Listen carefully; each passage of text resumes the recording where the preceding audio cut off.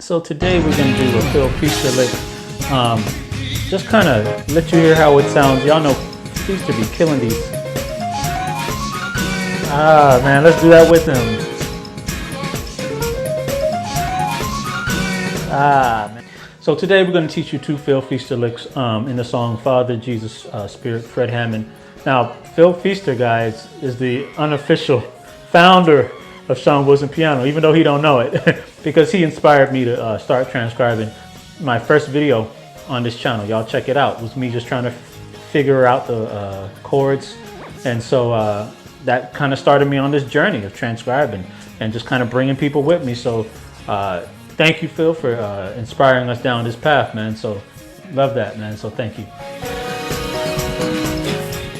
Okay, so we need to know where these chords happen. Like, where do the chords happen? Where does the lick happen? Okay, so where we need to know, okay, so the chords to where the lick is, right? So the lick is happening right after he plays a B flat minor chord, then he goes to a B chord. And so that's where the lick happens. Now, if you haven't been playing for a long while and you need help, you know, just getting the chords to a song like this, check out the screen. We've got something on there for you. And if you check the link in the YouTube description, and click that, it'll take you to a web page that has all the chords on it, so you can get the chords there. But in this video, I'm going to focus on the actual lick and the secret, kind of that secret sauce that you need to get that lick. So in actuality, this lick is nothing more than a modified D flat scale. I want you to check this out.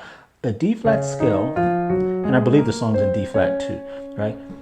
I'm just going to play a D flat scale with his lick, and I want you to see how it works and see how nicely it meshes up. So I'm gonna play it with him, but I'm gonna start, instead of starting from the D flat, I'm gonna start on the C. Now, as you can see, that sounds pretty good, but all I did was a D flat scale. So a lot of these licks are nothing more than just modified scales, but even if you don't know how to modify them, you can just play the scale and they'll sound good, so long as you're, ending on the right note. You want to end on a chord tone. So, the chord tone is, right? So me ending on an E flat is allowed. Now, if I wanted to end on this F sharp, I'd probably have to start on a E flat, and then I can end on the same note he ended on. So just playing the scale, D flat scale. So as you can see, it works. And it's just a D flat scale. But again, I'm starting on the note that allows me to end on the chord tone. So the trick to get this scale, though, and what's different about it, is that he uses what I like to call enclosures. And so what that means is I want you to look at the note B flat, and I want you to look at this note D flat. Now, by enclosing this B flat note means I'm gonna go around it. I'm not gonna actually just hit it dead on. I'm gonna go up, I'm gonna go down, and then I'm gonna hit it. So basically, whole step up from B flat, C, half step down, A, right? So instead of playing a B flat, I would play da da da, and same thing for D flat. Whole step up, half step down, and here. So it's gonna sound like this. Now, if I want to join them together, it'll sound like this. Okay, there's a third one too. Let's put the notes to this lick on the screen. So, does anyone see where the third one is? Okay, if you see it, it's here. I'm gonna circle that for you so you can see that.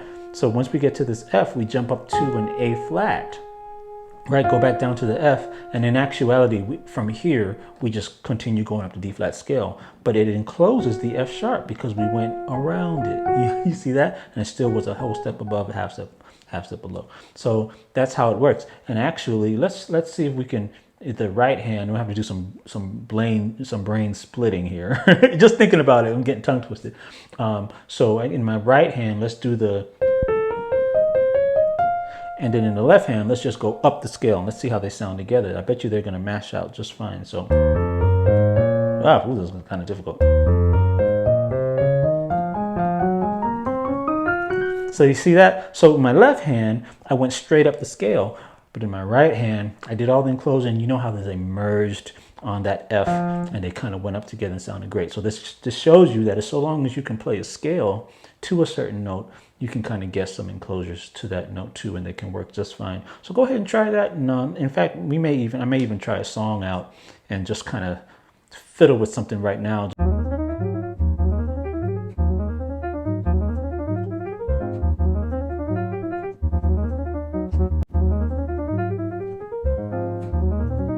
So let's try More Than Anything, and let's just do an A flat scale.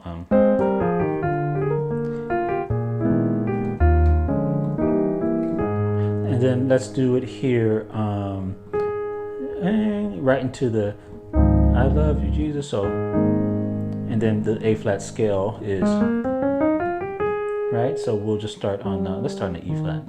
Y'all notice I'm just experimenting, right? And then I love you, Jesus. Right, so that works. So now we want to take that and see where we want to do some enclosures. All right, and then let's do this. Let's enclose the E flat. Let's enclose the F, and we'll just take it on up from there. So I do half step above. No, I'm sorry. Whole step above, half step below that. Whole step above, half step below that. And let's just hear how it sounds, right? So and let's start from the F instead of the E flat. And then here it is. It goes slowly.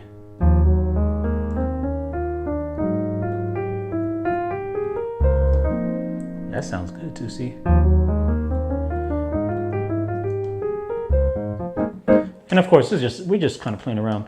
But this is to kind of show you that you can, with simple enclosures, just by using enclosures, you can kind of spice these things up a little bit and use, but you got to know what major scale you're going to use first, and then just kind of experiment with notes like we're doing now. You can't get it wrong. Now, what's the other lick I wanted to show you?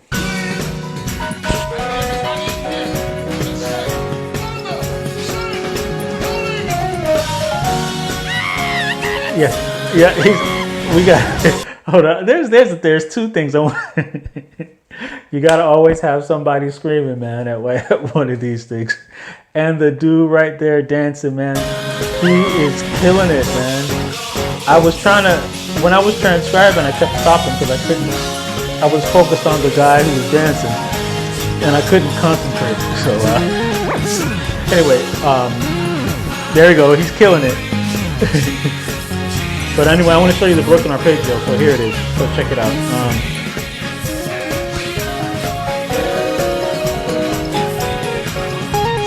Actually, I think I missed it, man. That's it, right there. Let me go a bit back further.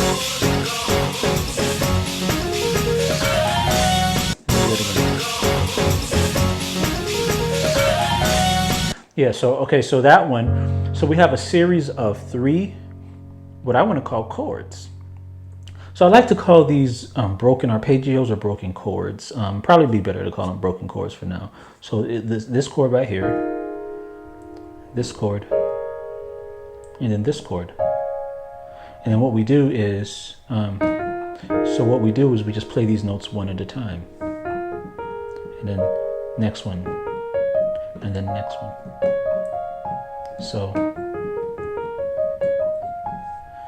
and then I don't remember the chord after that, but yeah. Right? So, okay, so let's play that with him.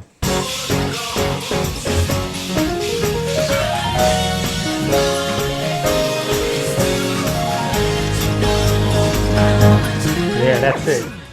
Yeah, so the run that we played is in the actual song, by the way, but I didn't want to play the actual original song because I didn't want the video flag this time. So, but if you're a part of the membership site, if you're part of our community, log in.